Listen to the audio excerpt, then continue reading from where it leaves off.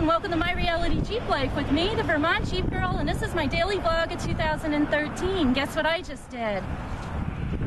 I signed up for a beginner welder's course. That's right. I know how to do a whole lot of things, but one of the things I don't know how to do, as I mentioned in earlier episodes, is I don't know how to weld. So I have taken that plunge and I just signed up. My course starts March 22nd. And you know what the best part is? Is right here. Explore your possibilities. I say that all the time. That's what Jeep means. Just explore every possibility.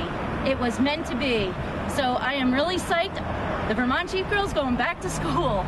Yee-hoo!